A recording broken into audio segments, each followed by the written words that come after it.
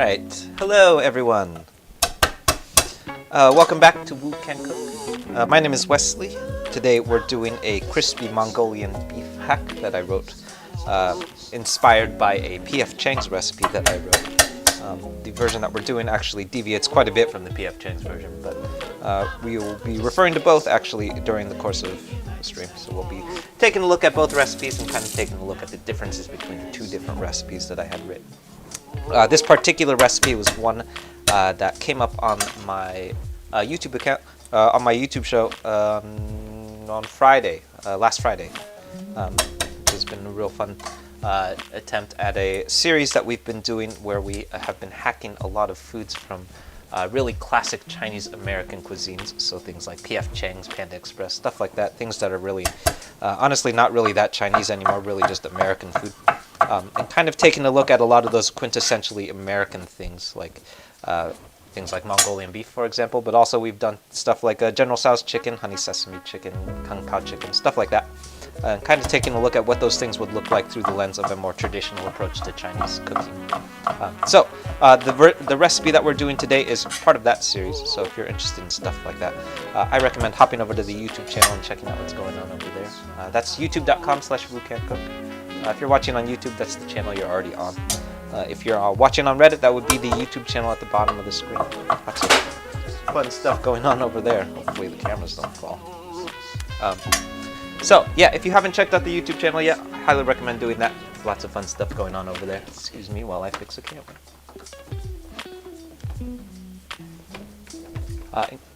Alright. In addition to all of the recipe videos, that's also where the concurrent live stream lives. So you'll notice that there's another laptop that's streaming behind me. On that laptop, that's where the whole schedule of everything that I stream lives. So over on that YouTube stream. So if you want to know ahead of time what I'm going to be cooking in the next coming streams, that all lives over on YouTube. So we're streaming every Monday, Tuesday, and Thursday at 6:30 PST. Wednesdays at 6 p.m. PST. And new recipes, they come out every Friday. So. Alright, so to start things off, I'm chopping up, this is 4 cloves of crushed and then minced garlic. And then we're going to follow that up with some finely minced ginger. You will often find that these two ingredients, they come up in a lot of Chinese food. Pretty much every savory Chinese dish, I'll say every savory Chinese dish that I have written a recipe for, I pretty much will always use these two ingredients. That's actually not always true, but for pretty much every wok stir fry, I'll say that. I use these two ingredients, and that's because when we're building out layers of umami, you will often find that ginger and garlic, they're the two first things that come up because they work really, really well as like that fundamental layer of umami as we start like stacking stuff on top. So very, very often you will find that ginger and garlic, they go down first, and then we'll add them to the wok very, very first to sort of bloom out the aromatic qualities of ginger and garlic. And then from there we start adding other stuff on top of that. So lots of fun aromatic qualities that we derive from the use of ginger and garlic by adding it to the wok very, very early. So.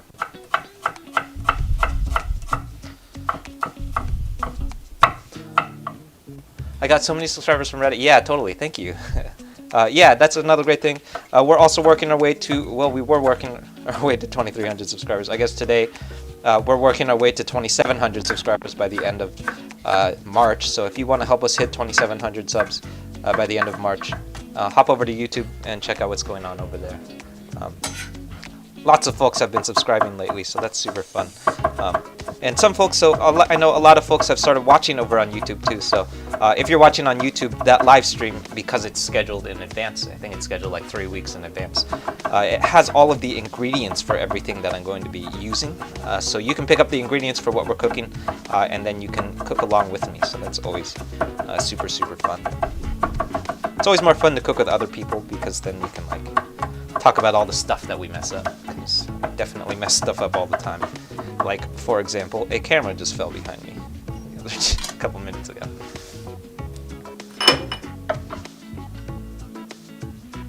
Today's the first, and you have, when you were viewing the YouTube schedule, you realized earlier today that you had Rentu. Actually, I have Rentu today too, actually. So thank you for reminding me. Good catch.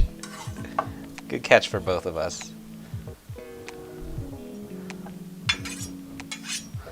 Yeah, totally. Check out the stream on tomorrow on YouTube, we're streaming every Monday, Tuesday, Wednesday, and Thursday, so you can catch any of them. They're going to be lots of fun. Tomorrow we're doing, what are we cooking tomorrow? I think we're doing pad thai tomorrow. You made the crispy fried rice. Oh, cool. Yeah, that's super exciting.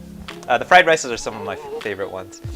If you happen to live in the Oakland or the San Francisco Bay Area, we're working on a cool thing with an organization called Chef, which hopefully, if it works out, I'm not sure if it's going to absolutely work out yet, so maybe I shouldn't talk about it yet. But if it does work out, and you happen to live locally in the San Francisco Bay Area, you should be able to order food from the stuff that I'm cooking on these streams. So if it works, that's going to be a super cool, exciting thing to be able to offer folks. Oh yeah, and the reason that came up is because probably the biggest things that we're going to be offering on Chef will be fried rices, various fried rices. So, I'm super excited for that. Yeah. Hermina, yeah, how's it going? Good to see you again too. Yeah. Yeah, lots of fun. Good. It's always exciting to see so many people like tuning in like over and over again. I know I see a lot of folks that I've recognized before, so that's super exciting. Like super stoked to see so many people coming back all the time, which is a new thing for me. Yeah, RKK6, how's it going? Great example. I know, like both on I think both on the YouTube channel and the Reddit channel, I see lots of folks that I've recognized before. So super stoked for that. All right, so next up, what I'm doing is I'm dicing up a sweet white onion. You'll notice that I'm dicing it up very, very large. That's super important because in a wok stir fry, like the one that we're about to do, an onion is extremely delicate. So if you chop it too small, it will totally disappear. So you're already doing. We're already in a very like dangerous world of using a wok or using veggies in a wok stir fry that has Angus steak in it, because that Angus steak is like a really, really durable, and those veggies, like an onion for example, will totally fall apart if you're not super careful. So we're chopping these really, really large, and then the other thing that we're going to do to make sure that they don't completely disappear is that we're going to throw them into the wok really, really late. So these are going to go into the wok probably in the last like maybe 2 or 3 minutes of the stir fry, and that's pretty much all of the cook time that it's going to get. It's about 2 or 3 minutes, maybe even less than that.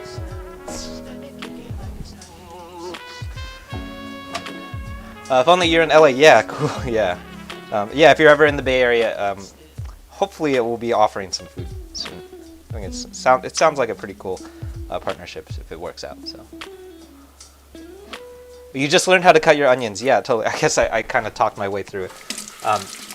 But anytime, so you'll notice what I just did is anytime that I cut an onion, I always leave. So this is the root of the onion. It's the very, very end of the onion. So I could show you with the other half of this onion, I guess. So when I end, this is only true for dicing onions. But when we dice onions, we always want to leave this root on. You can tell it's the root because it has a little like roots sprouting out of the bottom end. And what's happening is this root end of the onion, it holds the whole onion together. So when, like the biggest problem that I face when I dice onions is that when you start dicing it, it starts falling apart because the whole onion, the structural integrity of the onion is like compromised as soon as you cut into it. So it just starts like crumbling apart. And then it becomes really, really difficult to do a dice after that because it sort of like falls into like apart into strings. So if you leave this root on, and then do your chop, and then don't just leave that root on for literally the entire chop. That's why this root end is still here. It will hold the whole onion together while you chop, and then you can do a dice without it falling apart, which is very, very useful.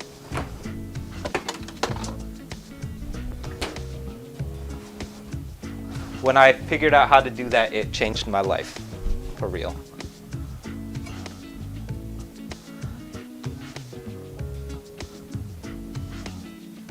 It's a non-stick carbonized wok, or a carbonized wok. I don't know. I didn't know that carbon steel non-stick exists.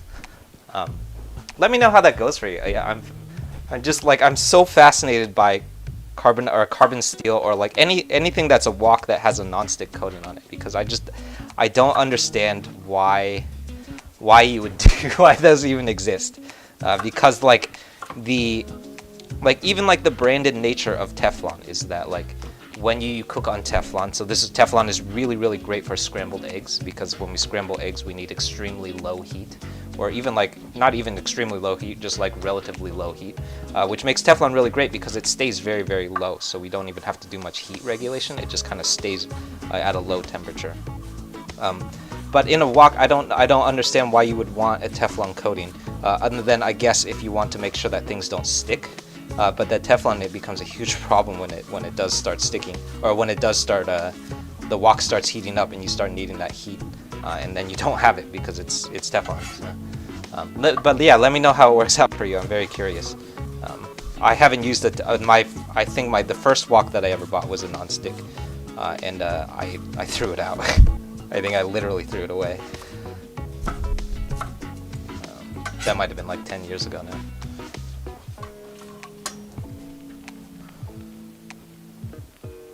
Where's the edge of the white versus the green part of the green onion? I like the way that I think of it is kind of like a judgment call, but really like, so let me find a good one. All right. So what's really tricky is, especially if your green onions are older. So these green onions are very old. You could tell because they start growing. A green onion doesn't stop growing. It's a living organism. That's why it has at the bottom. This is the part that goes in the soil. So if you, what I do is I just store it in water. So it will just literally just continue to grow, which is why. But the only part that continues to grow is the greens. So that's why this green is very long. So the easiest way to tell is that like the green starts where it starts splitting. So this right here, all of this stuff where the root has started to split, that's all greens. This part. Stupid camera keeps turning off. This bottom part, that's all whites. But it's also like kind of ambiguous because part of it kind of gets green down towards the bottom. So it's a little bit ambiguous. Sometimes I stretch it a little bit. Today, in particular, I'm stretching it a little bit because we actually need a lot of the greens.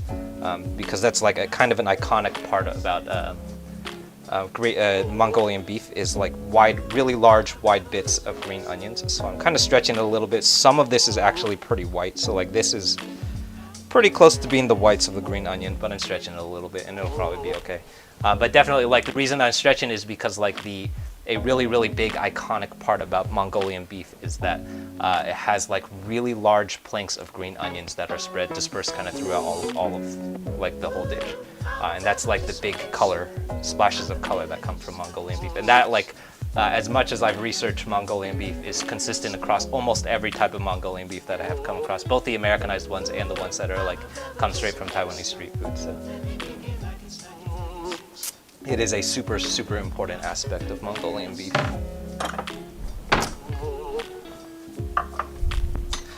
Alright, so for the green onions though, I am separating the whites, as someone Drift Off just mentioned. I'm separating the whites, so these are my whites. I just sliced them into pretty thin slices. Those are going to go into the wok with our aromatics. So if we're keeping track, these are our 3 aromatic elements. So this is garlic, ginger, and the whites of our green onions. These 3 things, they're going to go into our wok very first, and then we're going to bloom all of the aromatic qualities out. And that's where all of the fragrant qualities of our wok fry are going to come from, are from these 3 elements. Yeah, Bronxdiner, how's it going? Hello to everyone just tuning in. I suppose I should keep introducing myself. My name is Wesley. This is Woo Can Cook.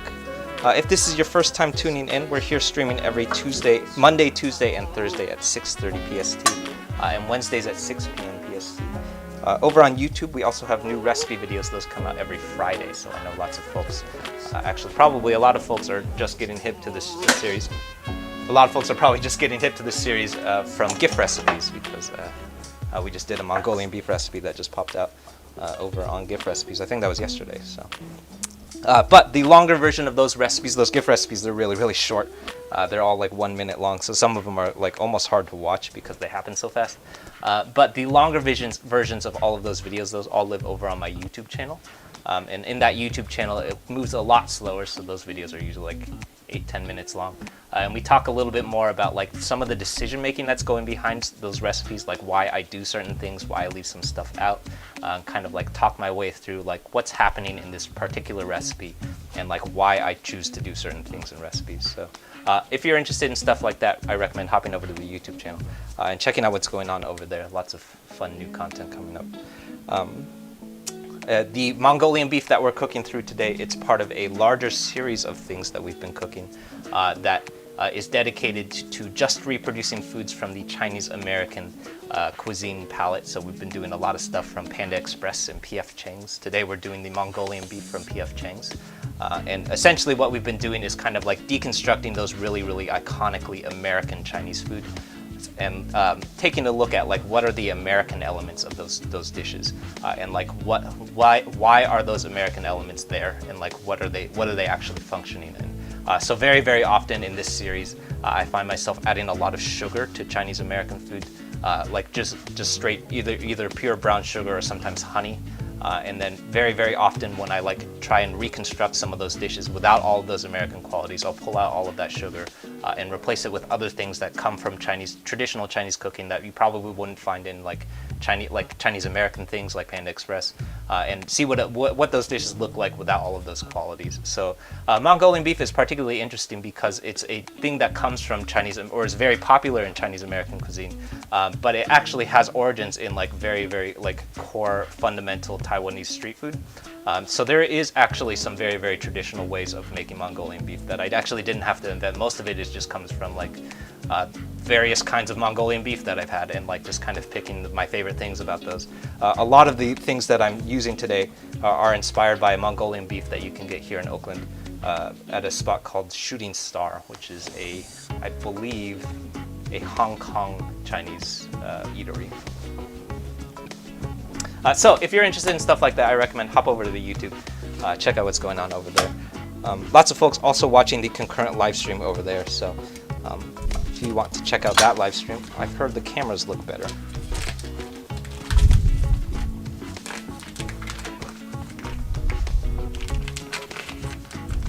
All right, so next up, we're going with flank steak today. In the original YouTube video recipe that I had done, I did an A/B test with both flank steak and top cut Angus sirloin, because they're both kind of fall into that spectrum of the same kinds of meat that you will often find in a Mongolian beef.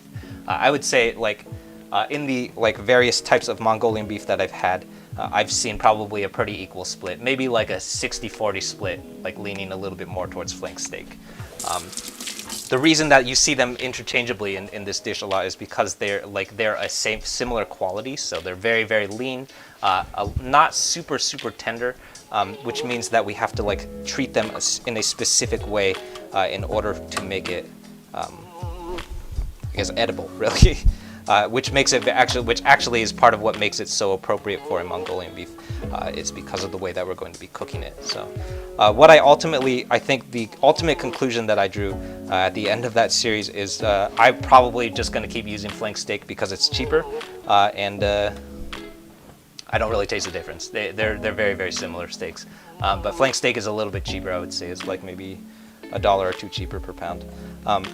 But the most important thing that we want to do when we're chopping this up, so I did a little bit of chopping with the grain to kind of get it into manageable pieces. But from there, the most important thing that we want to do at this point, now that it's in a manageable piece, is chop against the grain. So that's super, super important because it's going to be what helps keep this beef from getting super, super tough. So the more that we cut with the grain, the more chewy it's going to get.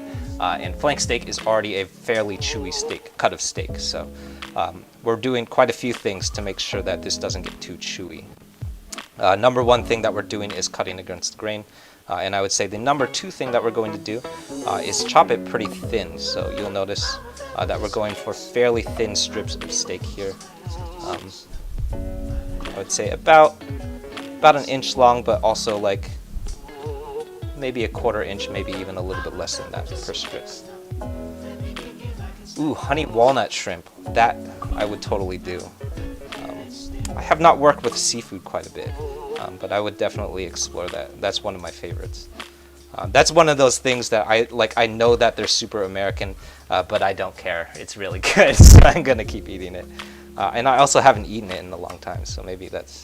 I'll add that to the list. Thank you for the recommendation. Can you sub tofu for beef? Yeah. Yeah, you could totally do that. I would say is like my default is anytime that like folks ask about subbing tofu in meats is that like especially in like Chinese cuisine, there's so many different dishes that you can eat or make that specifically call for tofu. And it treats them in that specific way because the recipe is specifically written for tofu. So what I would say is that if you're looking for a recipe that's similar to this, that calls for tofu, I would say make yourself something like a Hongsao tofu, which I actually did a recipe for too. And that's my favorite tofu recipe of all time because it's made for tofu. So like it treats that tofu in a very specific way in order to achieve the quality, the toothsome quality that we're looking for. Whereas like if you could probably substitute tofu for this, but I would say you probably run into some weird issues with the sear because tofu doesn't sear quite the same way as steak does. And that's because tofu has a lot of water in it. So when you try and sear tofu, if you've ever tried and seared tofu, I've always had a lot of trouble searing tofu. I just generally have not really been able to get it like a sear that I'm happy with tofu. And that's just because it has a lot of water in it. Tofu is just very, very water heavy. So no matter, even like if you strain the hell out of it, it's still going to be kind of liquidy.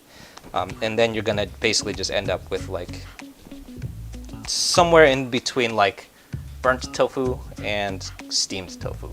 And like it will like kind of be seared, but it's also not going to be a great sear. And after a certain point, I kind of just gave up. And like now when I work with tofu, most of the time that I work with tofu, I don't treat it like it's meat. I just treat it like it's tofu.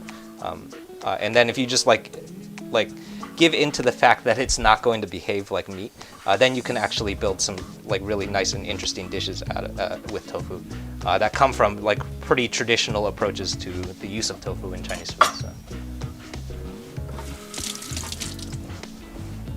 Yeah, what type of beef is it? Today we're using flank steak. So I mentioned this earlier too, but the recipe that we're basing this off of today, that's up on my YouTube channel, which is youtube.com/bookcancook. That's the YouTube channel at the bottom of the screen. In that recipe, we did a A/B test between the use of flank steak and the use of top-cut Angus sirloin steak, and kind of took a look at what those two things look like and how they kind of behave side by side. And what I decided is that they're pretty much the same. They look very, very similar, but the big difference is that Angus sirloin, especially top-cut Angus sirloin, is a little bit more expensive. So I have decided just use Angus, just use flank steak because it's a little bit cheaper and save yourself some money.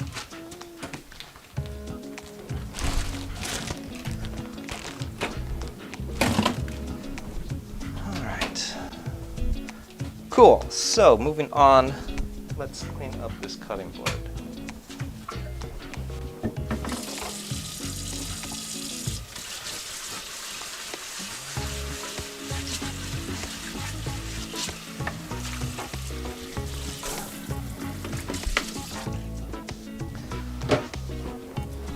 All right, so next up we're gonna do two different things to our steak here. Well, we're going to do a number of things. We're going to cook it, but we're going to do two things to it before we start cooking it, and that's the first thing we're going to do is marinate it, which is as like and any other meat that you've marinated, it adds a nice depth of flavor, which I think is a really big game changer in this particular case because of the sear. And then the second thing that we're going to do is we're going to coat it in cornstarch, which I actually didn't know this until I started researching for this recipe. Is like that's the super iconic quality about Mongolian beef that you have, like every Mongolian beef that you've ever had, it's done this way. It's coated in cornstarch before it's seared, and that cornstarch, it creates this nice barrier to the steaks, so that since we just cut it really thin, if we don't coat it in that cornstarch and we try and sear it, it will probably just overcook really quickly. But that cornstarch, it gives us this nice quality about it that prevents the steak from overcooking very quickly. So it slows down that cook time, but it also gives us the opportunity to get a really nice sear. And it also helps get, also basically just helps the sear, moves the sear along a little bit. Because the other thing that's searing, it's not just the steak that's searing, it's the cornstarch that's also searing. And that's that quality about Mongolian beef that you're probably associating every time that you've had Mongolian beef, is it's a little bit crispy, but not deep fried. So it's not crunchy like a deep fried piece of chicken, but it's like crispy though. And that's coming from the cornstarch, which I didn't know until I started researching this recipe. Krista, you like the new meat? Yeah, cool. I actually have no idea which one is playing right now. It's not the right one. Yeah, so we just released it. So good. Thank you for bringing that up. So I also write music. I probably know more about music than I know about cooking. I definitely know more about music than I know about cooking. I have college degrees in music, at least. But over all of that music, it lives over on a sister channel, which is called Woo Cooks Beats. So if you're looking for all of the music that lives, literally any piece of music that you've ever heard under anything that's related to Woo Can Cook, it probably lives over on that channel. So that's all called Woo Cooks Beats. And that's where all of the instrumentals that you're listening to live. So I don't know which one is playing, but one of them is a Portugal the Man remix, and then one of them is an Ed Sheeran remix. Yeah, General Tso's tofu, that would be very weird. Yeah, corn. So yeah, if you coat it with cornstarch and then give it a good crisp, that would essentially be General Tso's tofu. But in my opinion, what you just described is essentially what a Hong Sao tofu is. So if you're gonna do that, you might as well just make Hong Sao tofu, because that would be a recipe that's designed for that approach to tofu. But yeah, I mean, do whatever you want. That probably is gonna be really good. Dino Dave, yeah, totally. That piece of information kind of blew my mind the first time I discovered it, and then actually the first time that I discovered it, I didn't believe it. I said like, that can't be true, because I have never actually seared something in a wok before, because it's very difficult, because a wok is round, and there's no flat space to actually sear anything on a wok. So I've never done that before, so I didn't do it. And this is super important. I also pointed this out in the recipe video, but if you don't sear that steak, what will happen is the cornstarch that you just coated it in, it will come off, and it will just come off into your sauce, and that's a whole lot of cornstarch. That's probably like half a cup of cornstarch. So basically what will happen is that it will dump a half a cup of cornstarch into your Mongolian beef sauce. So it's going to, basically what will happen is that sauce is just going to turn into a jello, and it just has a gelatinous quality to it it's so gross. Like, it's so gross. So I literally threw away $20 worth of flank steak that day, and I was so frustrated. That was one of top 10 most frustrating things that have ever happened to me while cooking things. All right, moving on, we're going to do our marinade next. Before I keep talking. There are quite a few things in our sauce base, so I'm not actually going to get that fancy with our marinade, but we're doing a little bit here to kind of give us a little bit of depth of flavor. To start, that's 4 tablespoons of soy sauce, followed by 2 tablespoons of sesame oil, and then 2 tablespoons of Shaoxing wine. Shaoxing wine, if you've never had it or found it before, it's essentially dry cooking sherry. So someone asked me about this earlier today too. It's basically dry cooking sherry. So if you can't find Shaoxing wine, you can pick up some dry cooking sherry. I think dry cooking sherry is going to be a little bit more expensive, but it's essentially the same thing. If you are avoiding alcohol, so I think someone who was Muslim asked me about this. If you're avoiding alcohol and you can't buy alcohol, I would say the next thing that I would sub it for is just a little bit of rice vinegar plus a pinch of so there's equal parts of rice vinegar plus a pinch of sugar, and that will get you something kind of similar. All right, last up, I think this is probably my favorite thing to do in a marinade, is not even a teaspoon, this is maybe a 1/4 teaspoon of white pepper. And white pepper, so I think The reason that it works so great in a marinade, especially in Chinese marinades, is because it contains quite a bit of MSG in it. So that MSG is going to give us a lot of like nice umami boost, because that is the quality. Like MSG is in all Chinese cooking, pretty much all Chinese cooking. I don't like using straight MSG because I found that it's a little bit more concentrated than I prefer. But I do love using white pepper because it cuts that MSG down, and like what it's doing is using it gives it like a more broad spectrum of umami. That's not just MSG; it's also MSG plus like pepper, and it works really, really great in marinades.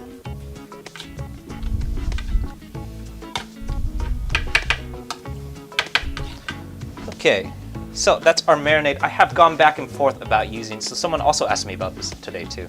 I've gone back and forth about using cornstarch in this marinade.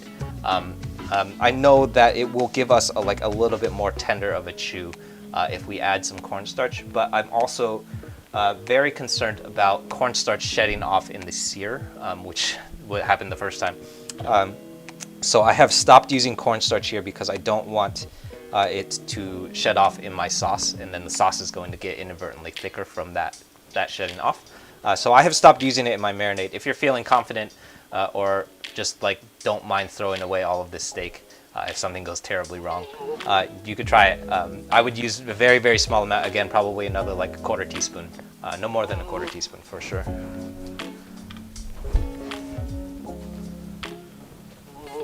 Yeah, I didn't know that until recently too. White pepper is got a pretty decent amount of MSG, but it totally makes sense though, because that's the flavor of what MSG is based. Or the flavor of what white pepper is pretty much MSG.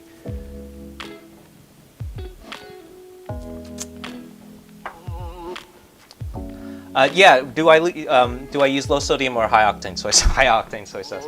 I use low sodium soy sauce anytime that I'm cooking. I use the low sodium soy sauce. Not because I'm trying to be health conscious or anything. That's kind of silly. If you're using soy sauce, you're not going to be health conscious. The reason that I like using low sodium soy sauce though is because it has less salt, which means that we can be more heavy-handed with the way that we use it. So we can be more aggressive with how much of that soy sauce that we throw in, without having the consequences of it becoming too salty. So we can be really, really aggressive. So if we were using full sodium soy sauce, like red cap soy sauce, red cap Kikkoman soy sauce, and we use 4 tablespoons of it, it would probably be pretty salty, because that's quite a bit of salt that we just added. But if you can, so 4 tablespoons is a quarter cup of soy sauce. So if we put a quarter cup of low sodium soy sauce into it, we can taste it and taste it, and if it needs more soy sauce, we can add more soy sauce. But if you use 4 tablespoons of high sodium or full sodium soy sauce, and it's too salty, you're already done. You pretty much have to throw it away because it's already in there. So I like it because it kind of reminds me of the way that you use kosher salt, which is essentially, kosher salt is a little bit bigger of a grain than regular iodized table salt, which means that we can pinch it in our hands and be more aggressive with how much of it we use, without being worried about adding too much salt. So I think that kind of similarly, we can be really, really aggressive with how much of it we use without having to worry about the consequence of over seasoning. Cool. Is that it for chopping? I think that is it for chopping. Oh yeah, let's do our sauce. Okay, so the last thing that we're going to do before we move on to breading our steak. Actually, I should also mention that once that steak is marinated, so our steak is over here marinating. If you're really committed, this should marinate for at least 30 minutes, probably up to an hour. This steak is not going to go for an hour because I'm not going to wait that long. But it should, yeah, if you're really committed to a marinade, that's probably the minimum amount of time that a marinade should go. I very rarely do that because I'm impatient. But while that's going though, we're going to do our sauce, which I love doing off heat so we can stop and taste it like I mentioned before. So I'm starting with that 4 tablespoons of soy sauce, and then a couple of things which I think are probably the most important ingredients in a Mongolian beef, other than the cornstarch, are the things that make it so dark. So the things that make it so dark, in my opinion, are dark soy sauce and black vinegar, both of which have the qualities about it that make it very, very dark and like luxurious. It all comes from these two things, the dark soy sauce and black vinegar. That's what makes it so dark. If without those two things, all we would really be using is regular soy sauce, and it would probably be a lot lighter in color. So if you're going for like a lighter, like a little bit less heavy Mongolian beef, that's probably what would happen. Is you probably would just hold off on that dark soy sauce. Charlie, yeah, oh Charlie, yeah, new viewer, how's it going? Yeah, welcome to the YouTube series, and thank you for tuning in. What brands of MSG do I like? The brand of MSG that I use is just, oh, it's not even in the packaging anymore. The one that I use is just it's Ajinomoto, which is the like standard one that you can get at most Chinatown shops. Whenever you're buying MSG, that's probably the first one that you'll see at most Chinatown shops. But that said, though, I actually don't use it that much. I probably used it in maybe 2 or 3 recipes ever. What I usually use instead of MSG is that white pepper, and I don't remember the brand of that white pepper. But I do look when I buy white pepper, though. I look for white pepper that has MSG in it, because I don't think all white pepper has MSG. I don't know.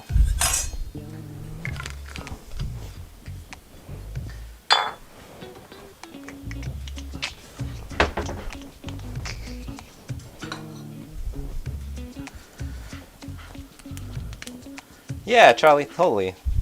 Thank you for tuning in. You have white peppercorns. Yeah, no, white peppercorns definitely does not have MSG.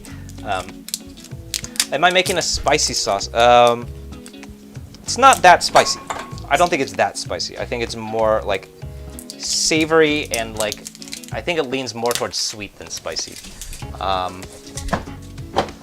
Yeah, in fact, I don't think we're adding really anything that's that spicy to it today. Probably the only, oh yeah, I guess the only thing that we're adding that has actually quite a bit of spice. Actually, I take that back. What we're going to be adding today that's going to make it spicy is tianjin peppers. These are our tianjin peppers. They're dried, and we add them very, very early in a wok fry. And what happens when you add dry peppers to a wok fry, especially when it hits that oil, all of the capsaicin from the pepper will release. And that's where all of the heat comes from in a dry pepper. So like if you've ever had, I think where I most commonly have come across dried tianjin peppers is in a steak, in a kung pao chicken. So if you've ever had a kung pao chicken, you'll see those dry peppers, and they're not edible at all. But there's a lot of them. There's probably like in a plate of kung pao chicken, there might be like 8 or 10 of these things that are completely inedible, and they're just in the dish. And that's because that's where all of the heat is coming from, is those peppers. But they're coming from the cook, not actually. So they leave them in so it will release more of that capsaicin into the dish. But they're not edible. That's where all of the heat comes from. Cool. Good question, though. Yeah. Cool. All right. So for our sauce, that is our dark soy sauce and black vinegar. And next up is going to be a 1/4 cup of beef stock, which is going to just give us a little bit of thickness to our sauce and kind of build it out a little bit. Usually when I'm writing recipes, very often when I'm writing recipes, I will use stock in substitution for liquid or water because I think it adds like a little bit more interesting flavor as opposed to just adding pure water. So sometimes, very often actually, you will find in a lot of recipes that will just call for just straight up adding a 1/4 cup of water, and that just kind of gives like a little bit more looseness to the sauce. What I found is like if you use a little bit of stock instead of water, so a 1/4 cup of stock instead of 1/4 cup of water, it kind of gives it a little bit more interesting like qualities to it, like builds out a little bit more depth of flavor than if you just used pure water.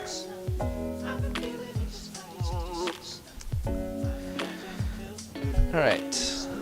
Last up, so what I like doing at this point is I like to taste it and add some sugar if it needs it. So I know that a Mongolian beef requires quite a bit of sugar, but I want to taste it before I do anything. Yeah, and mine definitely needs a little bit of sugar, and then needs a little bit of salt too. So I'm gonna add This is a tablespoon of sugar. I'm going to give it a little bit more soy sauce. And a pinch of salt.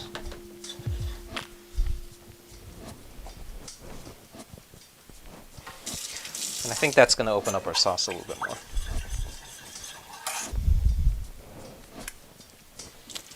Yeah, that's much better.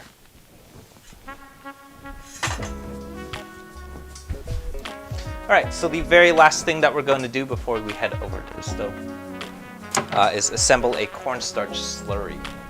So a cornstarch slurry, if you've never come across it before, is something that you will find in pretty much every saucy Chinese dish that you will pretty much every kind of saucy Chinese dish that is has a thick sauce to it, or even curries, or really anything that has a saucy quality to it. What's making it a thick sauce is essentially that cornstarch. So I say this a lot actually, but the way that I think about cornstarch slurries is kind of similar to how Italian food uses pasta water. So pasta water in Italian food is the water that you cook the pasta in. And when you cook that pasta in water, what it's essentially doing is shedding off a whole bunch of starch in that water. And then once that pasta water has a bunch of starch in it, you can use it to build out thick and cohesive sauces.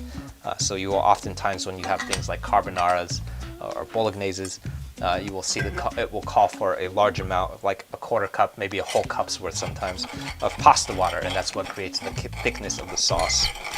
So in Chinese cooking we do a similar thing, but instead of pasta water we use cornstarch.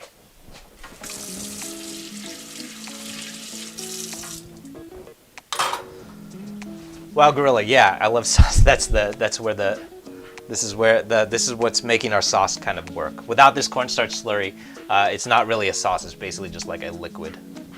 It's like a very, very loose sauce, at least. But the other thing that we want to remember is we're also going to be coating our beef in cornstarch. So we want to add that cornstarch very, very sparingly in case something goes wrong with the cornstarch that the beef is coated in, and it starts shedding off into the sauce. You'll notice that I'm being very careful about how I use cornstarch today, because I fucked it up once.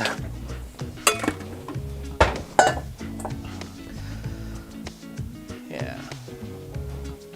Cool.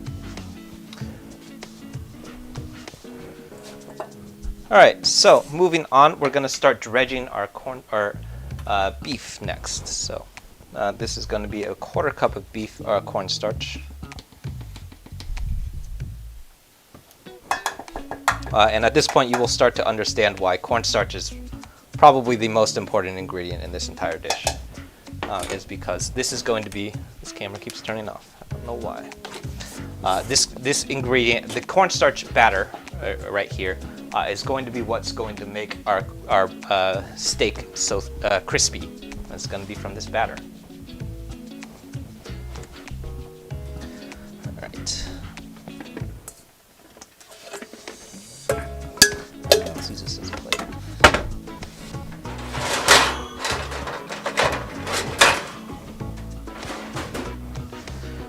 So what I like doing at this point is dredging each piece individually. I don't think there's any a lot of benefit to it, but I do think that it helps to make sure that each piece is cohesively coated. Whereas if you try to do it in bulk, it will probably work just fine, but you'll probably also come across some inconsistencies with each piece. So when I do this particular step, I like to take my time with it and make sure that each piece is exactly how I want it to be. But I'm willing to bet that in some of the more mass-produced Mongolian beefs, they probably just dump a bunch of cornstarch into the steak and sort of just let it go. And I would bet that's why some of that Mongolian beef is a little bit inconsistent in quality. Yeah. You're Italian and you know pasta water, yeah. I am not Italian and I know a little bit about Italian food. But accurate. Are there any particular YouTubers that, food YouTubers? I follow a couple. Who are my favorites right now? There's a really great channel called Chinese Food Demystified, which is run by a couple of folks. I forget their names now, but they live. I think they live in mainland China, and I forget what province now. And the stuff that they're doing is like the most authentic kind of Chinese cooking that you can find. It is super unapproachable because a lot of the stuff that they use are things that you absolutely cannot find in the States. Even if you live like in the Bay Area like me, I live in Chinatown, and there's some stuff that they're using that I have never heard of. But it's super interesting to watch because it's nice to get that measurement of like, oh, that's like how far I'm deviating from the original version of some of the stuff that they're making, which is really, really interesting. I love that channel. And then there's a couple standards. I love Kenji Lopez's channel.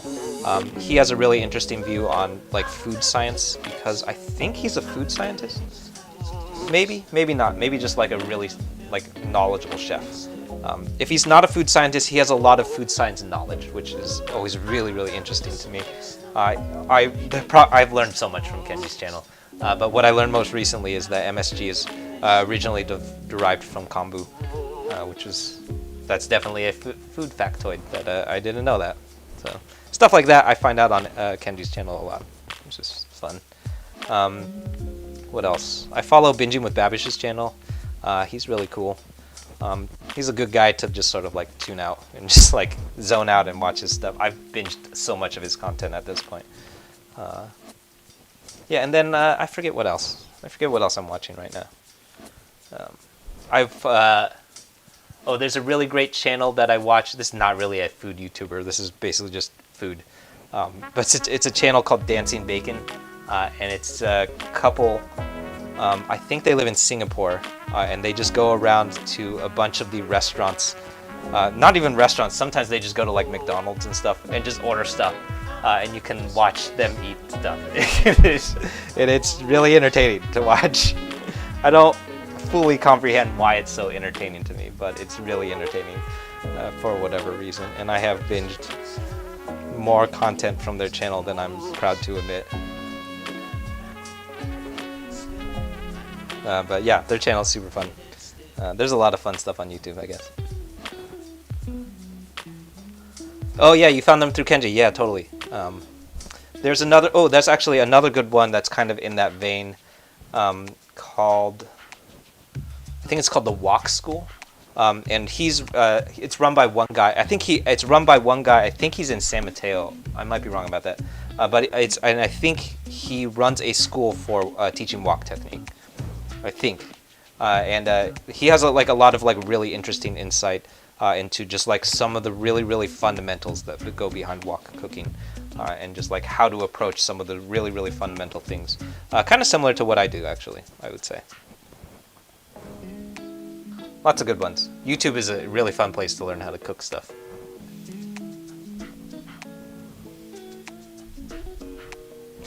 I got a batter claw going on. This is cornstarch off.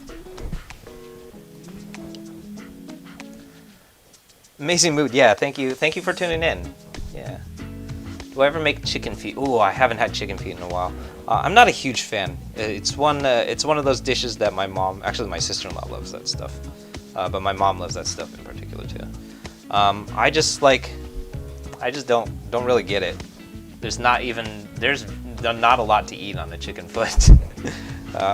Maybe I'm missing something, but every time that I have had chicken feet, I kind of just end up like throwing most of it out because I don't really understand what I'm supposed to be eating. But that's just me. I know that it's very, very popular. My mom loves that stuff. My mom loves all of the gross stuff. She loves like crab brain. She'll eat all of the crab brain and shrimp brains, all of that stuff.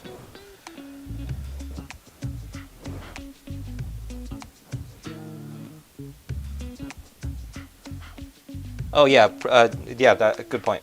So a piece that's properly coated. Amazing idea. Thank you for pointing that out. I was kind of just autopiloting on this. So what happens is, a couple things are going to happen when you start breading it. So the first thing that will happen is it will look a little bit like this. It will basically just look like a piece of beef that's covered in cornstarch. So it kind of just looks like this. There we go. So it's essentially just a piece of beef that's covered in cornstarch.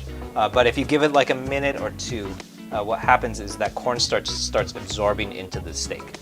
So now it looks like this. So this is a piece, this is one of the first pieces that I did. And it sort of absorbs into the steak. So what's happening, I think a couple of things are happening. Part of it is the liquid from the steak itself, but a big part of it is the marinade from the steak.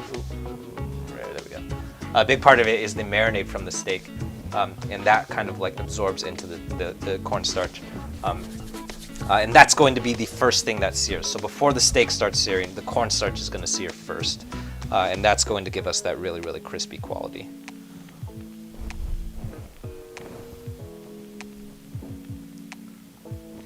Yeah. Normally I would advise, or I would be a big proponent of the wet hand, dry hand technique, in which we use one hand for the wet stuff and then one hand for the dry stuff. And that kind of prevents one of our hands from getting super batter clawed, which you'll notice is my right hand right now. That really doesn't work in this case because it's kind of already wet once you start touching it. So I don't think there's really a way to avoid the batter claw in this case. I think you pretty much just have to deal with it. And I've kind of just been rinsing my hand off.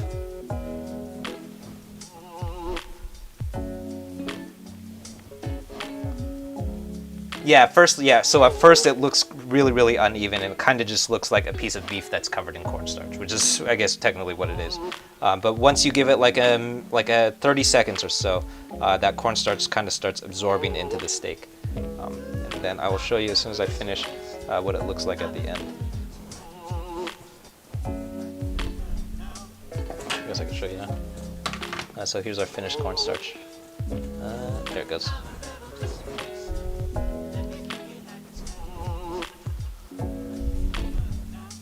And it will, so it will give us a nice, like, dried out piece of steak so that it sears a little bit better.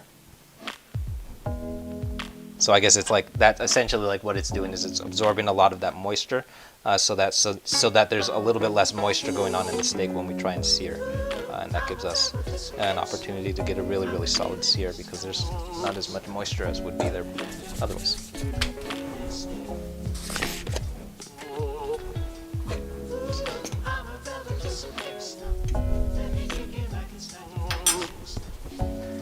Cool.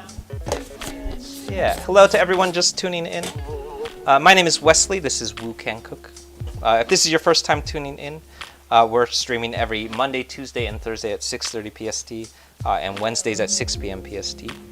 With new recipes, those are out over on the YouTube channel every Friday. If you're watching on Reddit, that's the YouTube channel at the bottom of the screen. If you're watching on YouTube, that's the channel you're already on. Good job, you made it. If you haven't checked out the YouTube channel yet, I highly recommend hopping over and checking that out.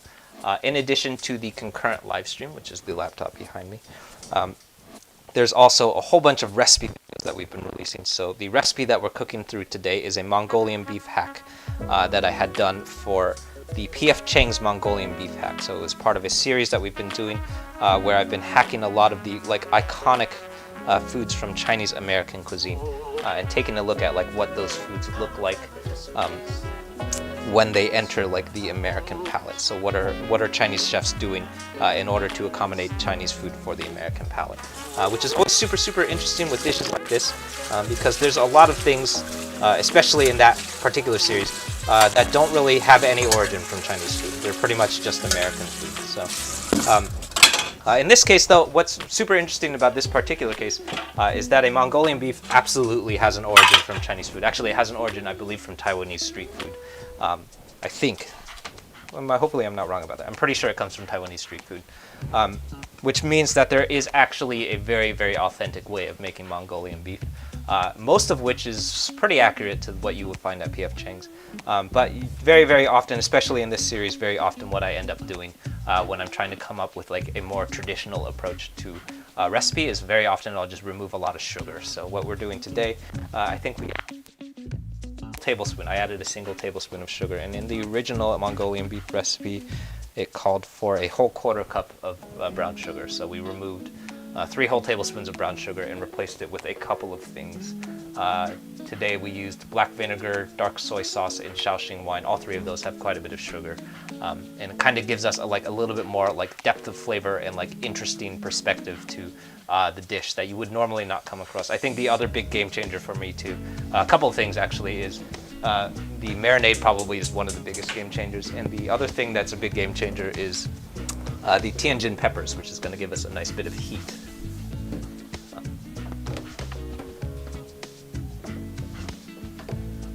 Hopefully this camera stops falling. So if you're interested in stuff like that, I recommend hopping over to the YouTube channel and checking out what's going on over there. There's lots of fun content popping up over there, including all of the recipes for everything that I cook through. So if you're looking for that stuff, definitely check it out. Close, but not quite. There we go. In addition to all of the recipe videos, that's also where the concurrent live stream lives. So if you're trying to find out what I'm going to be cooking next, all of that lives in the schedule on YouTube. So if you will hop over to YouTube, you can find out what I'm going to be cooking next. It also has all of the ingredients for everything that I cook. So if you're really committed, you can pick up all of the ingredients for everything that I'm going to be using, and you can cook with me, which is always more fun than just watching me cook stuff. It's $18 at PF Chang's. That's crazy. PF Chang's has a crazy markup. That is so insane. PF Chang's markup is crazy. I did not know that though. Thank you for letting me know. That's so crazy. Alright, so over on the stove, I'm preheating my wok here. We want it to be pretty hot before we start searing. A wok heats up pretty quick, but we'll probably need to give it about a minute before we're ready to start cooking. And the first thing that we're going to do is we're going to sear our steak. Then we're going to pull it out, and then we're going to do our wok fry. So the sear will take a while. That will probably take a good 5-10 minutes.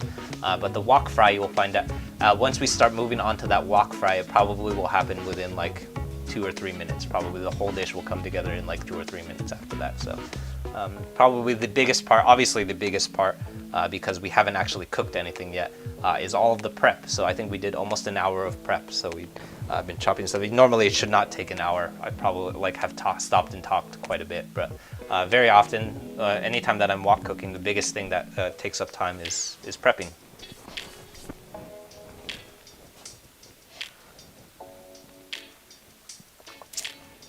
Cool.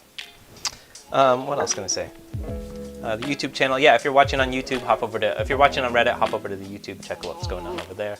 Lots of fun stuff. This Mongolian beef recipe is one that came out last Friday.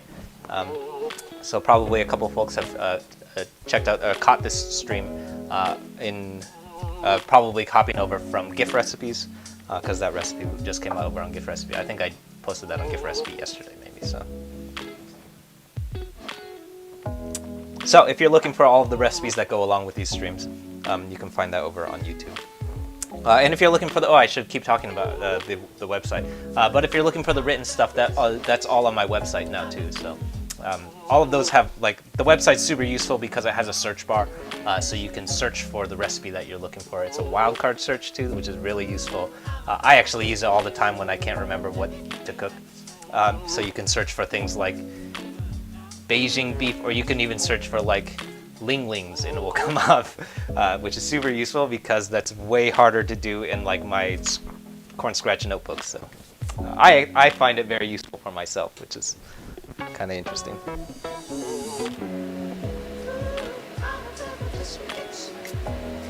Yeah, cool. I'm glad that people appreciate me rambling. All right, so our wok is getting pretty hot. If you're not sure if your wok is hot enough, just look for, what we're looking for is smoke. So all of the smoke that is billowing off of our wok, that's a sign that we're getting close. If you don't see smoke, that means you're probably not there yet.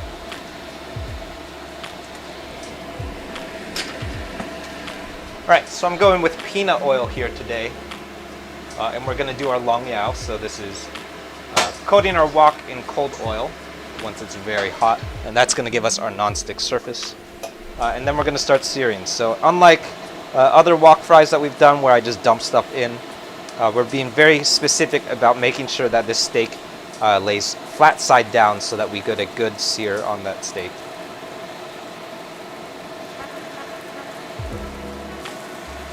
You'll notice that there is also a pool of oil that's built up at the bottom of the wok, which is a kind of a consequence of doing this on a round bottom wok, and is also why I have never actually tried to sear stuff on a wok before, is because of that pool of oil that built up. It's okay though. Don't worry. Don't worry. I have tried this before, and it will be okay. If something falls into that pool of oil, it's also okay too. It will just basically, essentially, what happens is it'll just start deep frying, which is definitely not the end of the world.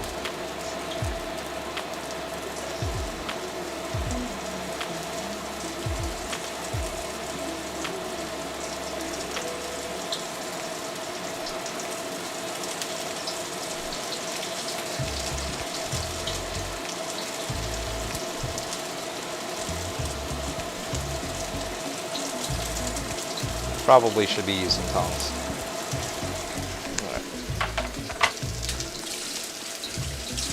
So we're going to let that sear for a full 3 minutes in order to make sure that we have a nice crisp side to it. 3 minutes, maybe 2 minutes. Let's go with two and a half minutes.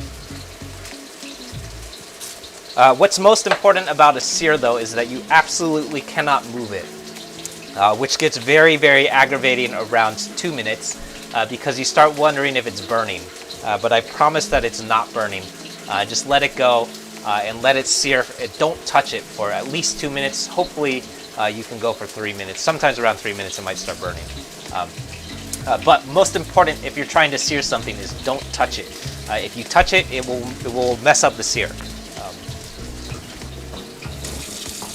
So don't let your anxiety get the best of you, which has happened to me all the time.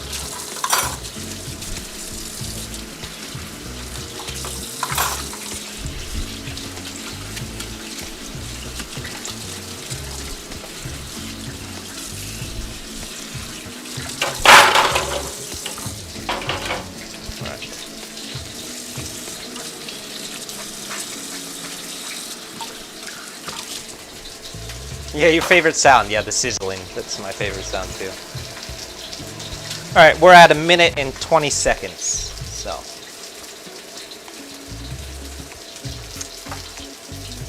It'll be right around the time when you start wondering if it's burning. At least for me, that's what I start wondering.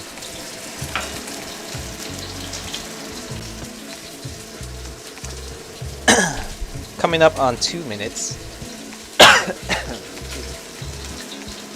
At this point, just like any other steak that you've ever done, you can kind of see it.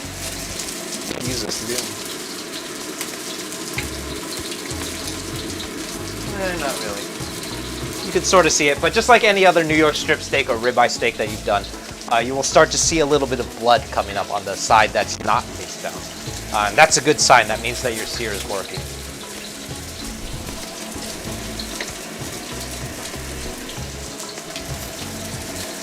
Two and a half. I'm going to start moving these smaller pieces. There we go.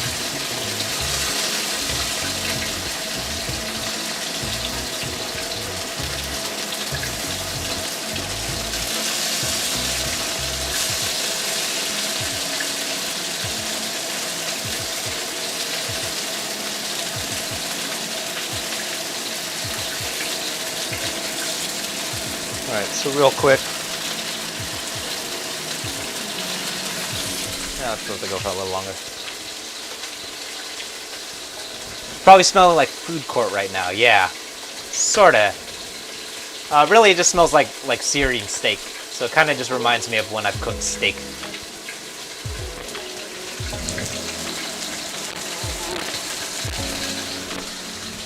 Alright, so these are definitely going to cook unevenly because parts of the wok are hotter than others. So pull them out accordingly. So the parts that are closest to where the oil is building up are obviously going to cook faster, so I'm going to pull those out first.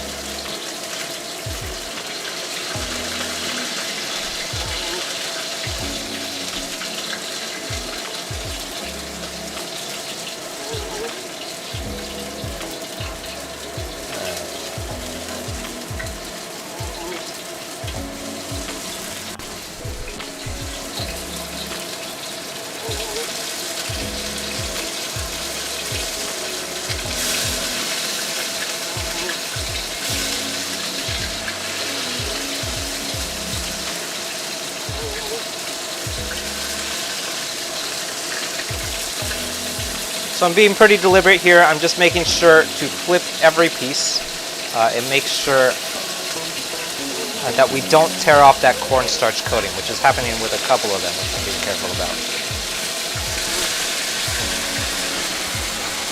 Once you flip, that cornstarch will be a little bit more solidified, so we can start giving it a little bit of a shake, like so. And while that's going, we can pop over and check out our finished steak. Should be over here. So here's our finished steak. We have a couple pieces that are finished right now. There we go. So it's very nice, crisp. You can kind of hear it. Not quite. It's very, very crispy. It has a lot of charring and a lot of that like crisp fondant that comes from seared steak. So it looks a lot like any other seared steak that you've ever had. So if you've ever cooked a New York strip steak, it looks like that.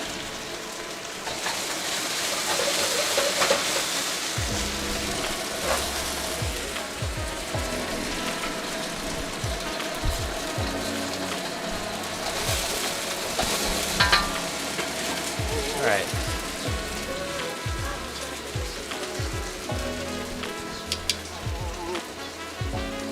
Yeah, this is why you don't want to do this shirtless, for sure. You don't want to do this shirtless. Probably what you want to do is actually wear something with sleeves, because I have a lot of oil burns on my arms, more than I can count. That's because once you start searing stuff, it's unavoidably going to start splattering oil. That is unavoidably going to happen. So definitely cover your upper body, but also probably want to cover your arms too if you want to be really committed to it.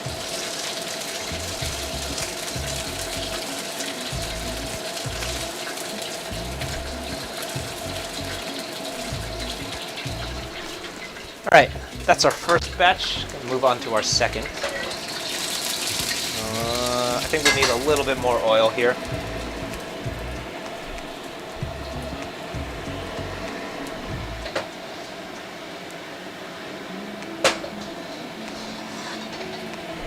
All right, and we're repeating.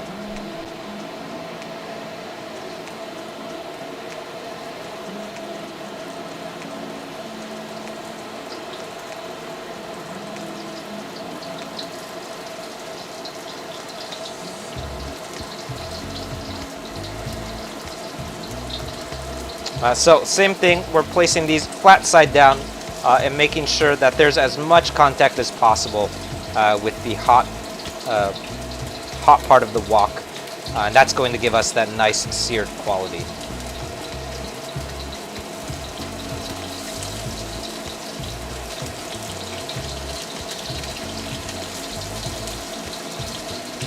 And that'll do it.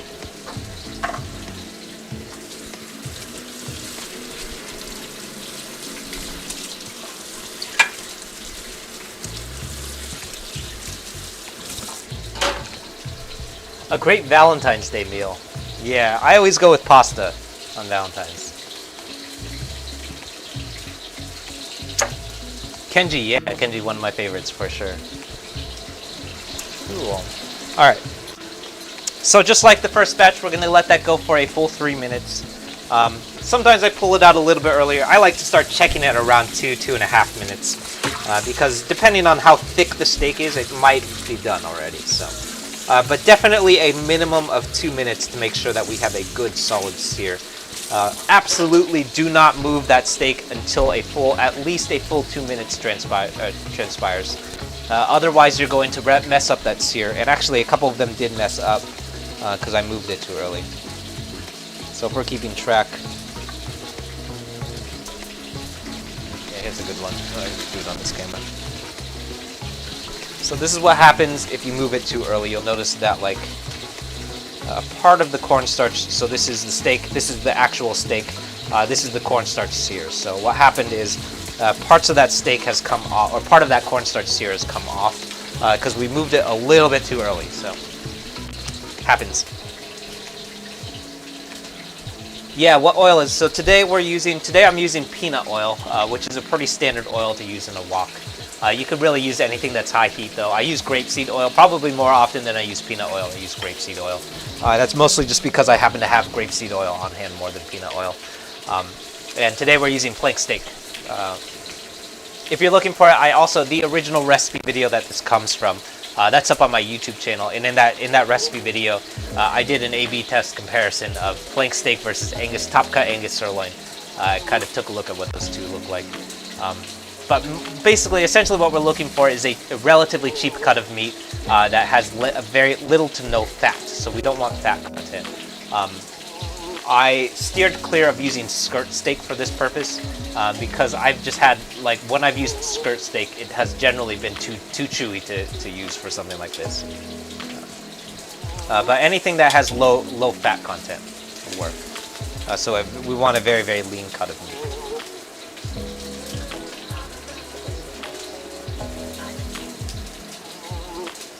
Tim, I always know how to get your stomach going. Yeah, nice. I do. That's good. All right, so we're at 2 minutes, 2.5 minutes. So I'm going to start flipping these smaller bits.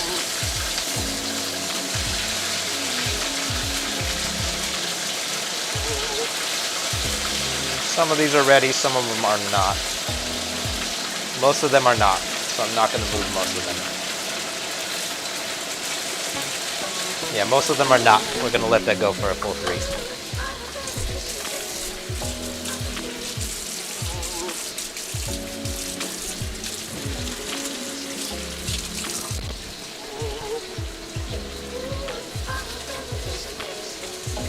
Yeah, you love that I'm still going. Yeah, totally. Thank you for circling back. It does take me a longer than usual to cook these things. So if you're trying to cook these things yourself, it probably should not take you as long as it takes me. Most of the time when I'm not like busy talking and stuff, it will probably only take me about something like this, maybe 20-30 minutes. So they're generally like pretty doable recipes for like Monday nights.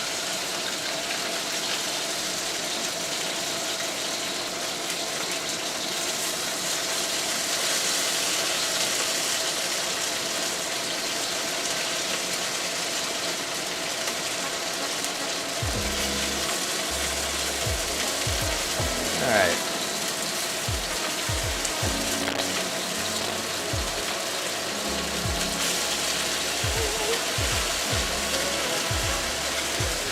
That ought to do it.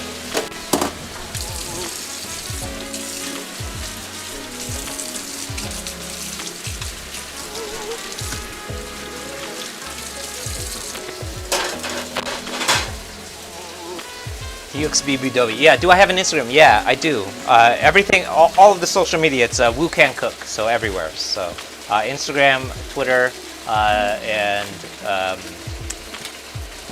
Instagram, Twitter, and TikTok. All 3 are on Woo Can Cook. And most of those, the Instagram is probably, other than the YouTube one is probably the one that I use the most. YouTube and Reddit. But other than those two, probably the next most active one is the Instagram.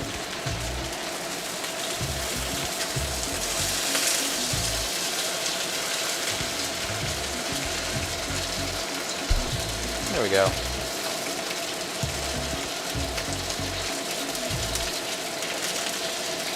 Yeah, these are looking good.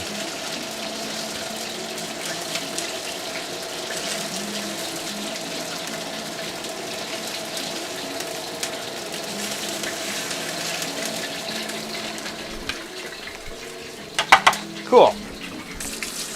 So that about does it for our sear.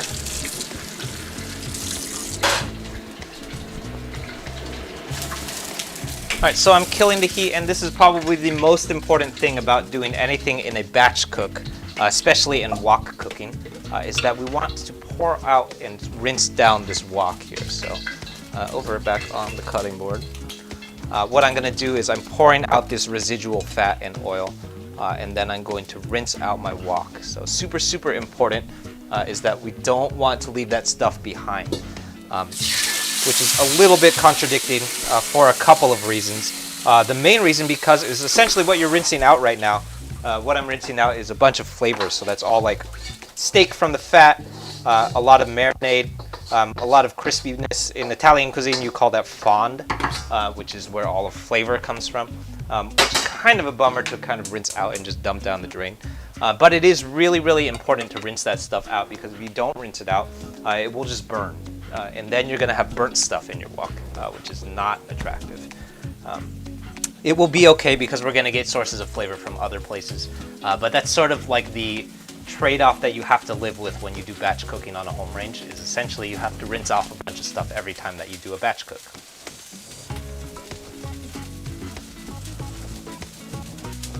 Would a cast iron work, or should I Amazon a wok? Yeah, cast iron will totally work. I would say both. You could use a cast iron, or also go and get yourself a wok. You could also get a cast iron wok, which is really fun. I used to own a cast iron wok, and then I threw it out. I don't know why I threw it out. I regret throwing it out every day because they're really, really expensive. But they're also really, really heavy too. So if you're worried about a really heavy pan, I think they probably weigh close to 40 pounds. So they're extremely heavy. All right, so before we move on, I'm reheating my wok, and we want that thing ripping hot before we start wok cooking in it. So I'm gonna let that reheat for, I'll give it a minute in order to bring it back up to temperature, and then we're gonna do our wok cook, and you'll find that the rest of this thing is gonna happen. I think that wok cook will probably only take like 2 minutes, maybe 3. So someone can time me.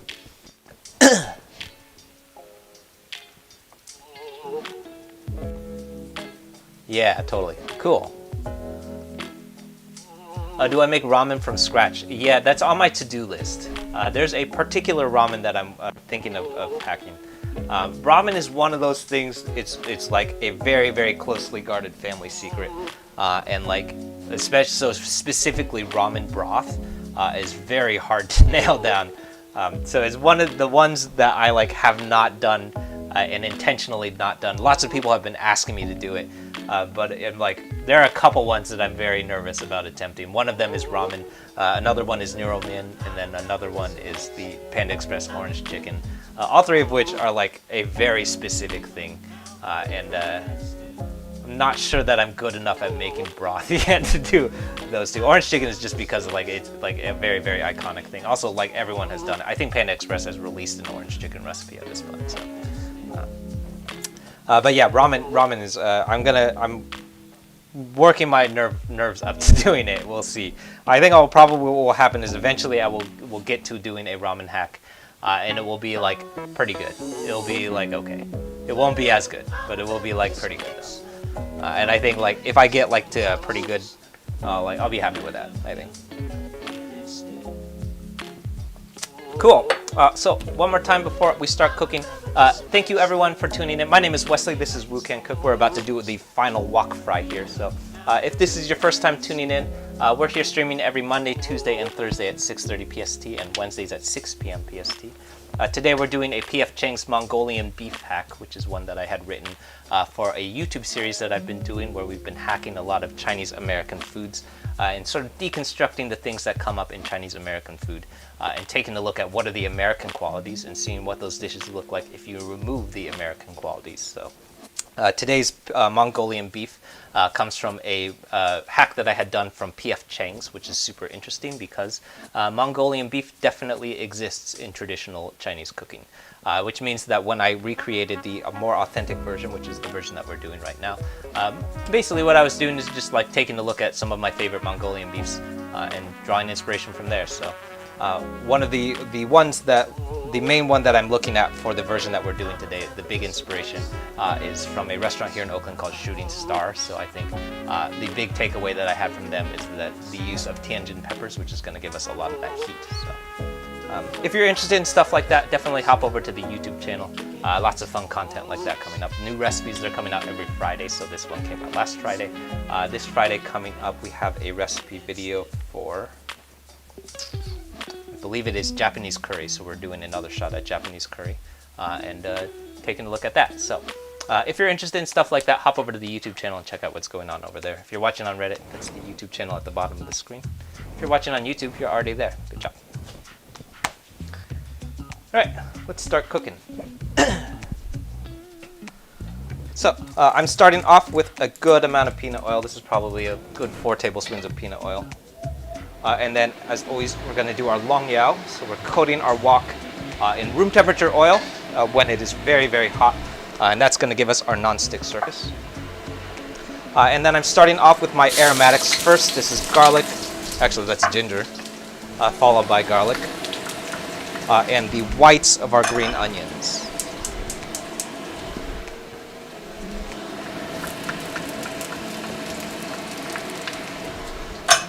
Right.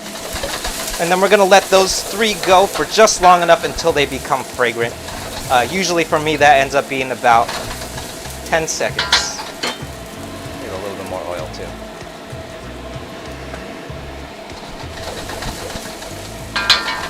So use your nose at this point and smell. When you start smelling garlic and ginger, you're in good shape.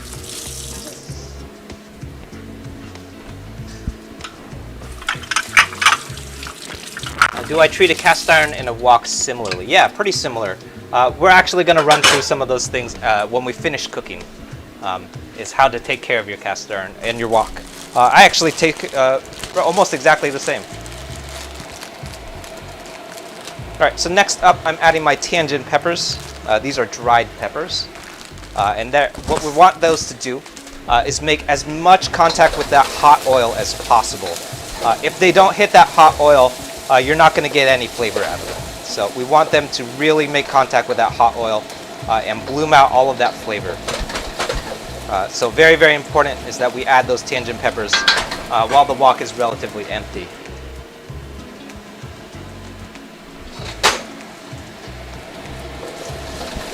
And I'm going to let those go again for about as long as it takes in order for them to become fragrant. Usually, again, that's about another 10-15 seconds. But also, use your nose and start smelling.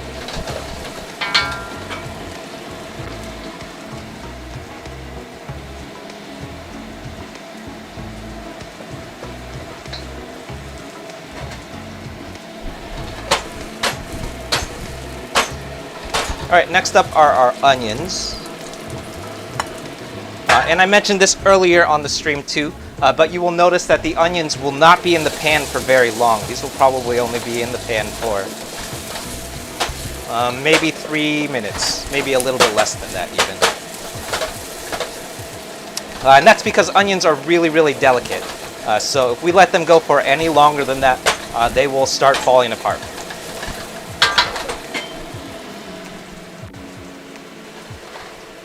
So I'm going to let that go for a good, at least another minute before I start moving my wok again. So I'm noticing one thing here, and that is that my wok is not sizzling as much as it was earlier. That's okay. It's not the end of the world, especially when you don't have too much stuff in the wok. But what it's a sign of is that you don't have a lot of heat going on in the wok. So in our case right now, we want to be careful about that because we're still wok frying veggies. So I'm going to let that wok sit for maybe 30 seconds and sort of reaccumulate some heat. And then once it starts coming up to temperature again, we can start moving on. There it goes. Yeah, that's what I'm looking for.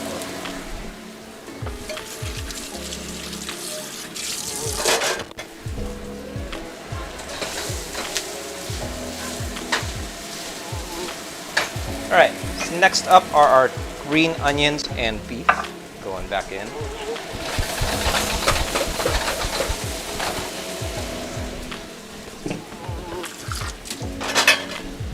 And finally is our sauce.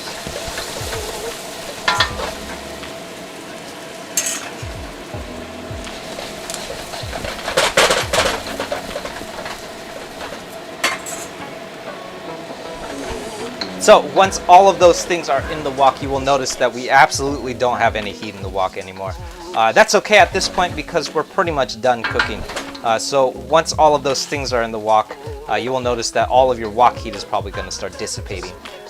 But as long as you're done cooking, that's okay because we don't have anything else to cook.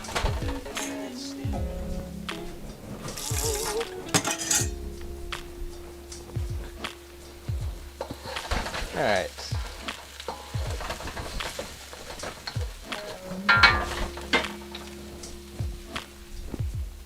And last up is going to be our cornstarch slurry.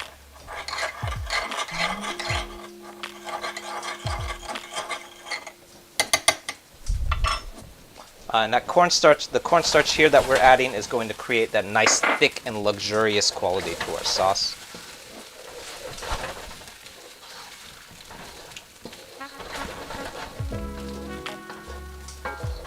And you'll notice that as soon as I added that cornstarch, the sauce cohesion sort of starts coming together, and it kind of goes from something that's pretty liquidy and loose to a more cohesive sauce.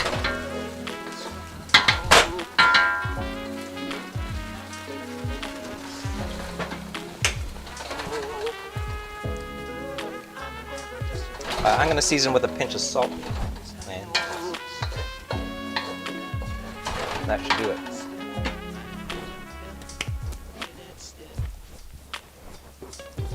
There it is, yeah. That's the best part about wok frying, is that it doesn't look like anything until you finish. So you add literally the last ingredient.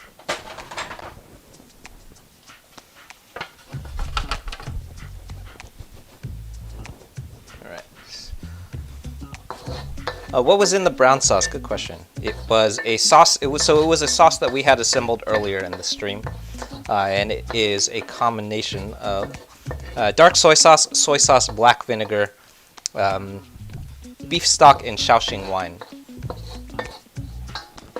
If you're looking for the exact ingredient list, that's all on my website too. So,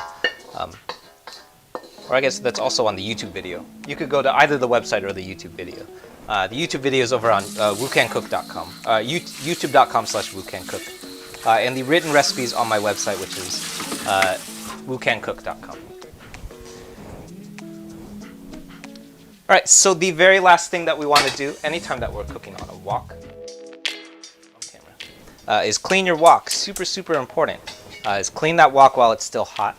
And actually, so there's someone that had asked earlier about how to take care of a wok and if it's similar to cast iron.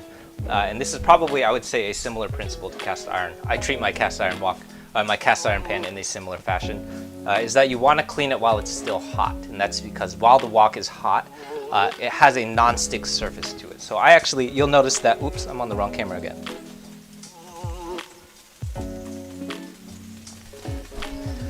So, very important, is the very last thing that we want to do is clean our wok. We want to make sure that we clean it while it's hot. Otherwise, stuff will stick to it. So I actually didn't do very much to clean it. All I did was just rinse it off. And since the wok was still very hot, pretty much everything just came off. So you'll notice that my wok is essentially clean. The last thing that we have to do is kind of wipe off some debris, and that's about it. But as long as you clean it while it's hot, all of that stuff just kind of comes right off. If you wait, so I have definitely made this mistake, is if you wait, so very tempting to do is stop and eat dinner because there's food in front of you. If you wait, all of this stuff is going to start sticking to the wok, and that's in a very bad situation because then we have to start doing stuff in our wok that we don't really want to be doing, which is stuff like scrubbing, and you have to like get Brillo pads out, and you have to start using sponges. All of that stuff, it's probably going to be okay. But generally not things that you want to do, because what will happen is it will eventually start chipping off the seasoning of the wok, which is like the seasoning is the magic of your wok. The wok itself is not that fancy. What's like creating all the mojo of your wok is that seasoning. So you want to be very careful about that seasoning. So just like a cast iron pan, I'm coating it in a little bit of oil. And that's going to prevent some oxidation, and that's about it.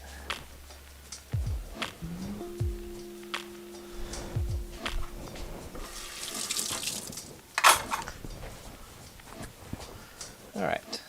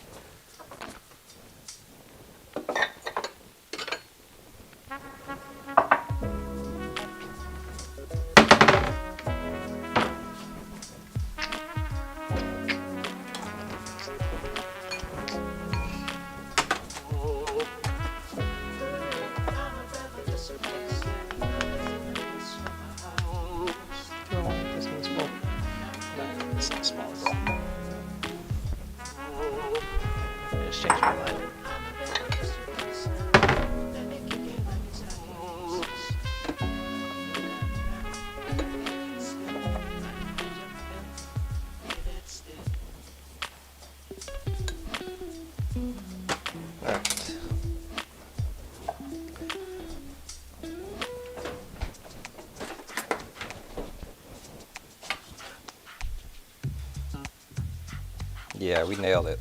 That's perfect. So a couple of iconic things about Mongolian beef that we have here. Probably the most iconic is that really crispy piece of beef. But the next most iconic thing are those long, really wide planks of green onion, which is like one of the quintessential qualities of Mongolian beef. What's an authentic Chinese restaurant in California? That really depends on where you are. California is a big place. I don't know like a lot of authentic Chinese stuff in like Southern California or really outside of the Bay Area.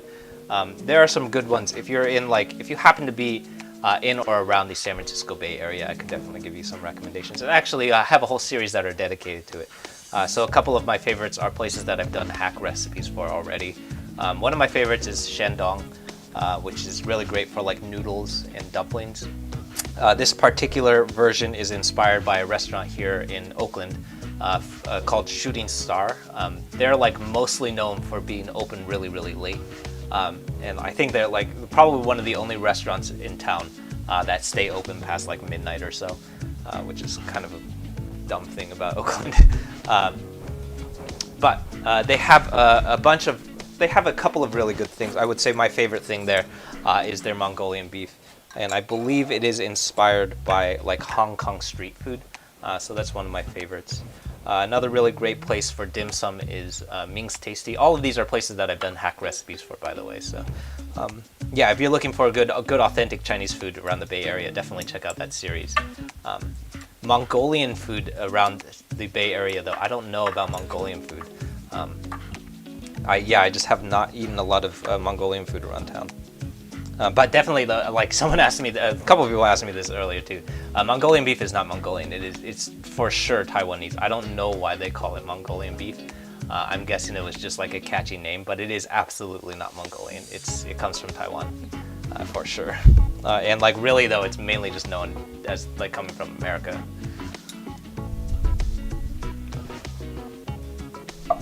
Oh yeah. Super, super tasty. It's like really, really crunchy. That sear is like doing a lot of work. And even the sear has a lot of flavor to it because we've crisped up a piece of steak. So there's a lot of like crispy flavor. But also that sauce has a really nice depth of flavor, and those tianjin peppers are giving us some nice heat. That's like, in my opinion, tianjin peppers, like the heat that you get from it is very, very subtle. So it is actually not as hot as it looks because it like you're eating something that has a bed of dried peppers in it. But it's actually not that hot, I think. I don't think that you actually drive that much heat from it, especially if you don't use too much of it. So, but super, super tasty. This is one of my favorite dishes, and I've actually kind of like been really eager to post it on YouTube so I can start cooking it more, because this is one of my favorite stir fries is Mongolian beef. So I will probably start cooking it live more. So it's going to be lots of fun. Yeah. Do I see Mongolian beef served with rice or noodles? Yeah, I see it. I've actually seen it in a couple of ways. Probably, definitely the most traditional way is with rice. I have for sure seen it with noodles though, which is weird, but I guess not that weird. I've also like seen Japanese ramen served, or Japanese curry served over ramen noodles. But for sure, like the most common thing is to serve it over rice like this as a stir fry, and that's definitely like American cuisine comes like this. Yeah. Any suggestions for pepper substitutes? Yeah, Limeworks Boston. Oh yeah, hopefully you're still there. Sorry, it looks like I missed some questions, but suggestions for pepper substitutes. If you can't find tianjin peppers, I actually don't think what I use today are tianjin peppers. I think they're Japanese peppers that came from a Mexican market actually. But really though, like any kind of dried pepper that you can find will work. I believe those are Japanese peppers from a Mexican grocery store. I'm pretty sure that's where they come from because they were for something that I was cooking that's comes from Mexican cuisine, something like that. But really, any kind of dried pepper will work. Definitely, the most common one that you find in Chinese cooking is the tianjin pepper, but use whatever you can find for sure. What kind of rice? Today I'm using Japanese jasmine rice. I have also done a lot of food in brown rice, which I regret because brown rice is gross. Basmati, yeah, basmati is a good choice. Basmati comes from Indian food. Yeah, very similar. What basmati is essentially a long grain rice, which is very common in Chinese food. But I believe basmati comes from Indian cuisine.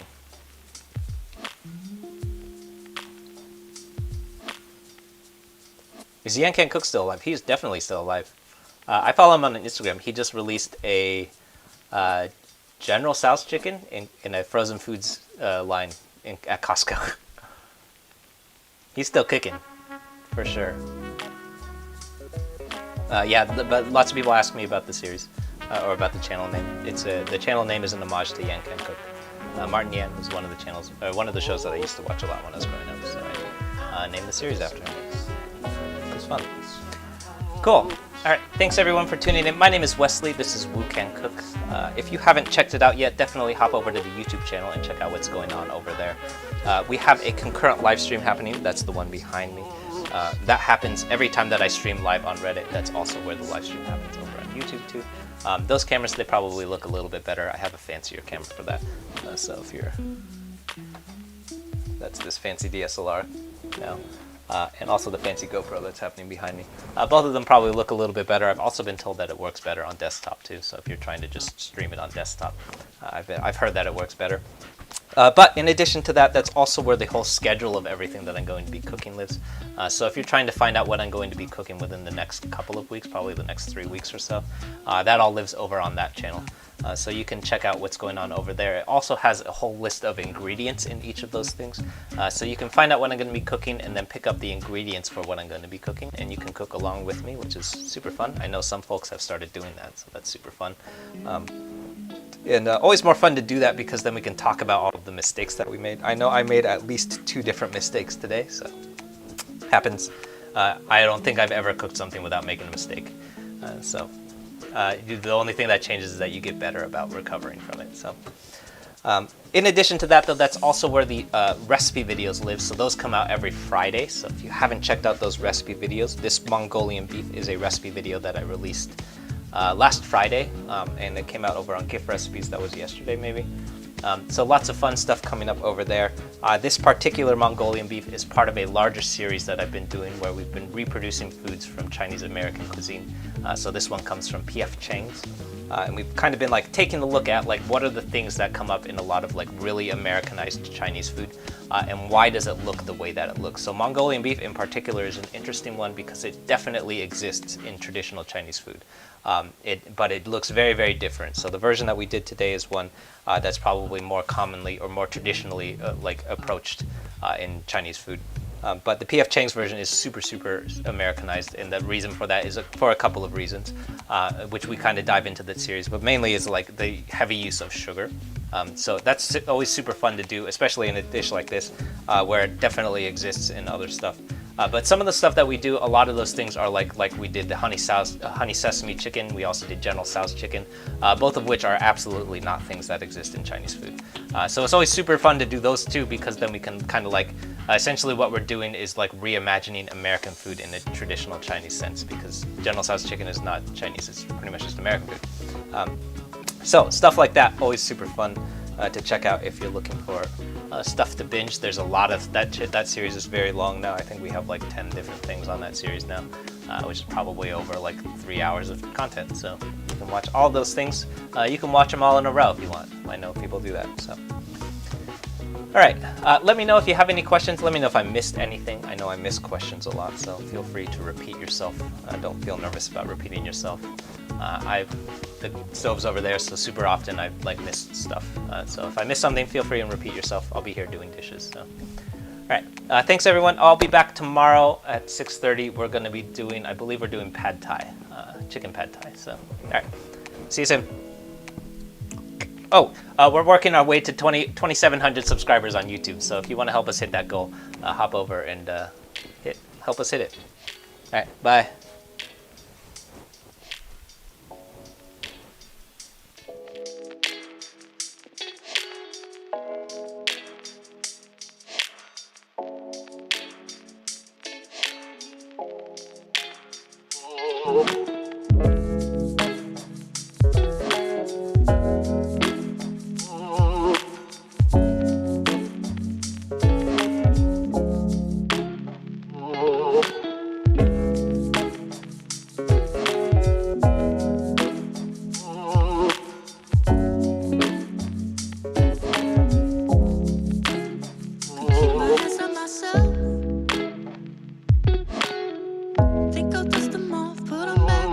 the shelf. Keeps my little baby girl as a need. Am I coming out of left field? Ooh, I'm a rebel just for kicks now. I've been feeling it since 1966 now. Might be over now, but I feel it still. Ooh, I'm a rebel just for kicks now. Let me kick it like it's 1986 now. Might be over now, but I feel it still. Got another mouth to feed. Leaving with the babysitter, mama call the grave digger. Gone with the falling leaves. Am I coming out of left field? Ooh, I'm a rebel just for kicks now. I've been feeling it since 1966 now. Might have had your fill, I feel it still. Ooh, I'm a rebel just for kicks now. Let me kick it like it's 1986 now. Might be over now, I can feel it still. We could fight a war for peace. Give in to that easy living, goodbye to my hopes and dreams. Stop flipping for my enemies. We could wait until the walls come down.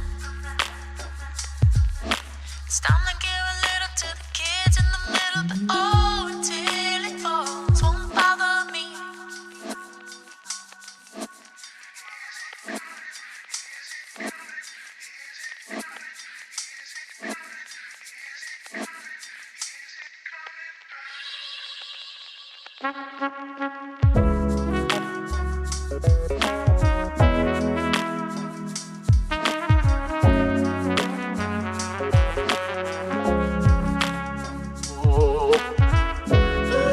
I'm a rebel just for kicks. Yeah, your lovers and a bitch for my heart to eclipse. Might be over now, but I feel it still. I'm a rebel just for kicks now. Let me kick it like it's 1986 now. Might be over now, but I feel it still. Might have had your fill, I can feel it still.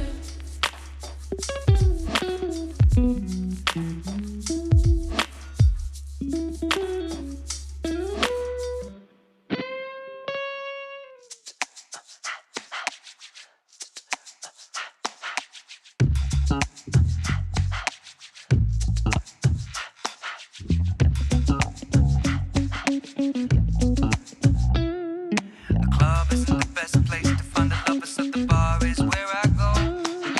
Me and my friends sat at the table doing shots, drinking fast, and then we talk slow. Come over and start up a conversation with just me, and trust me, I'll give it a chance. So now take my hand, stop, and the man on the jukebox, and then we start to dance. And now I'm singing like, girl, you know I want your love. Your love was handmade for somebody like me. Well, come on now, follow my lead.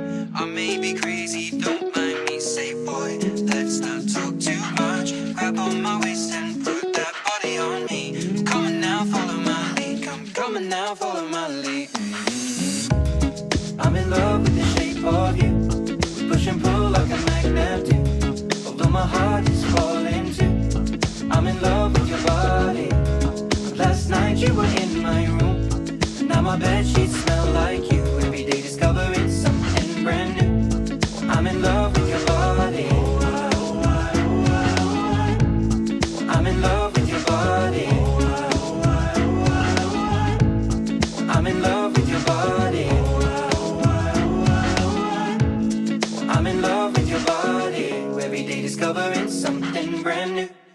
I'm in love with the shape of you. When we can, we let the story begin. We're going out on our first date. You and me are thrifty, so go all you can eat. Fill up your bag and I fill up a plate.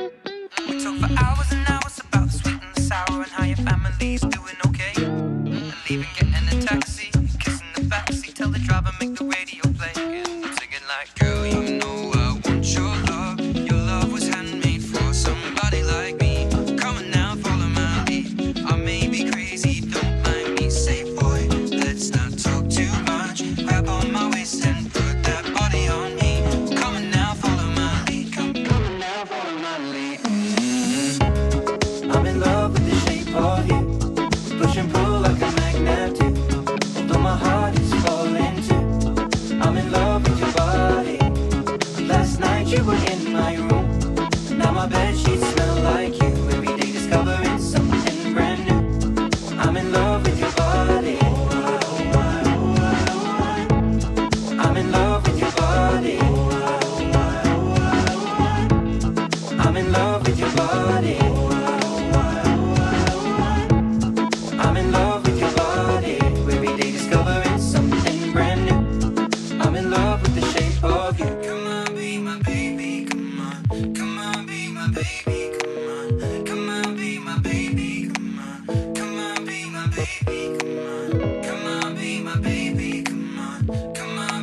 baby,